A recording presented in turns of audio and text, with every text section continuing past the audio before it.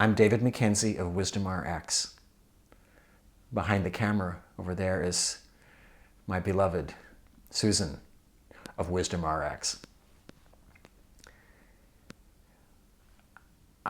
I felt personally compelled to make this video, partly because of the state we're all in right now. State of the world, COVID, the state of the United States, the election.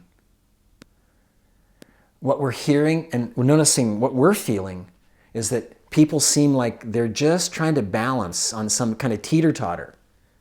Which way is this going to go? Which way is COVID going to go? Which way is the election going to go? And we've been all living in that tension. It's tension. That kind of vast uncertainty is very potent. And as humans, trying to live in the midst of that, it's hard on us. It's challenging, let me put it that way. Do you notice that in yourself? You feel a little, like you don't know whether to go sideways, up, down, forwards, backwards. And there's a kind of a organic frustration that begins to occur when a person, any person, feels like they're stymied. They can't figure it out. No matter how smart they are, no matter how much they research, they can't quite figure out where to go, what to do.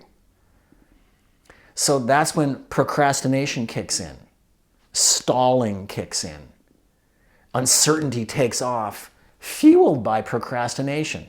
Interesting cycle, huh? Procrastination generates uncertainty. We all got our own styles that way. In the past, I'd been close to professional level procrastinator because I didn't want to feel or know the truth about something. So I want to try a couple of phrases on you and see how they land, because what do we care for you? What do we want for you? Freedom. Yeah. Freedom from feeling like your heels are being nipped on. You got shackles around your ankles, or your heart for that matter. Let's get rid of that. So just stick with me here for a minute. And I'm going to tell you a story. It's a good story. True story. Try this phrase out. See how you feel. What do you got to lose? I could say it this way. What do you got to lose? Sounds different, doesn't it? Probably about 40 years ago, more or less, I was in desperate state. I felt like I was floating in air but tumbling off a precipice that seemed infinitely deep. I was successful but tumbling, falling. I felt I lost who I was, because I had. Actually, I'd never really had who I was. I was pretending. So I went to visit a guy who I taught with, his girlfriend, who was a yoga teacher. Was I into yoga? No, I was a kind of art star boy. That was not my world. Nah, I appreciated it, not for me. But this woman, her name was Divya Prabha, still alive, amazing person.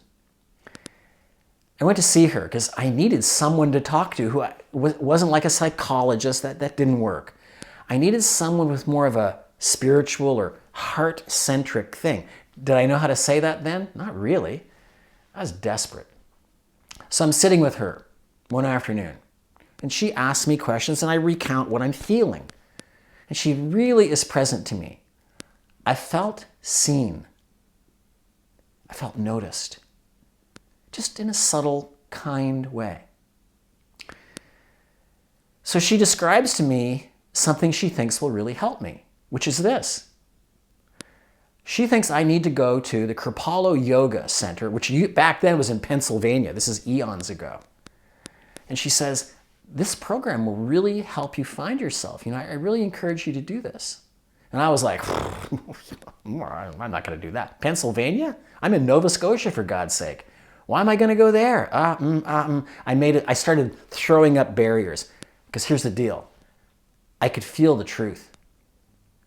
Did I know what it meant? No. But I felt the truth. So she said to me that phrase, but here's how she said it. Take this in. What do you have to lose? She let me soak in it. She may have said it again. What do you have to lose? I took it in because she really meant the question. You know what it's like when somebody means a question, they ask it, and I was compelled to answer it because my defenses were knocked down by her honest presence. All I could say was nothing. I have nothing to lose, which was the truth. So I went to that weekend. Wow. I'd never experienced anything like that before. I completely felt love in some form or another for the very first time. I felt a kind of acceptance. I was an oddball, but I felt accepted. And my feet grew a size and a half. My toes used to kind of be like this, but I relaxed. I relaxed. I expanded. My heart began to communicate openly with my mind. And all those old cobwebs I was thinking were me started to dissolve. So I'm asking you, Susan and I are asking you, what do you have to lose? It's time to change. It's time to get off the teeter-totter. Whether you do this with us or anybody else who you trust, now's the time.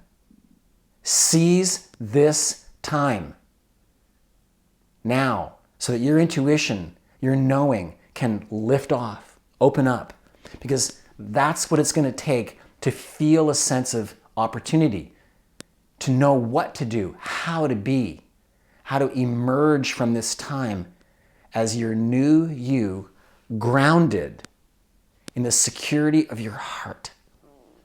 Yeah. That sound good? That's because it is good. It is good. So what do you have to lose? Connect to us. If we can't help you, we'll send you to somebody who we think can. You can see an email address, and we'll put a phone number somewhere here. You can get in touch with us. Don't wait. Stop waiting. Stop waiting. What do you have to lose? Only what's in the way of your greater knowing. Only what's in the way of your heart. Only what's in the way of your spirit lifting off. The wings of your heart opening and giving you that delicious feeling that you know is you. What do you got to lose?